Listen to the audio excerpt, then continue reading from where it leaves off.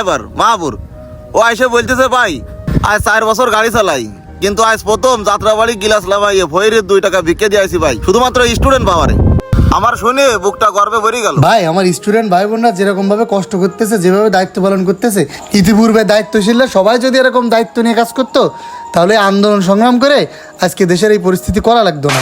তা তোরা যে টাকা পয়সা দিছিস আমি খুবই সন্তুষ্ট, বুঝতে পারলি?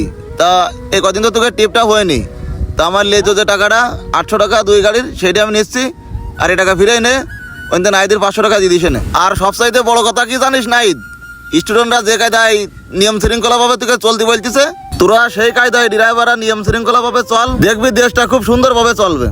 হ্যাঁ ভাই, আমিও সেটাই করছি। আমরা যদি শান্তি শৃঙ্খলভাবে না চলি তাহলে কি দৈনিক স্টুডেন্টরা লেখাপড়া বাদ দিতে হয়েছে রাস্তায় ট্রাফিকের দায়িত্ব পালন করবে? সচেতন নাগরিক হিসেবে তো সচেতনতাটা প্রথমে আমাদেরই হওয়া উচিত। হ্যাঁ ভাই, আর কোনোদিন ট্রাফিক আইন অমান্য করব না।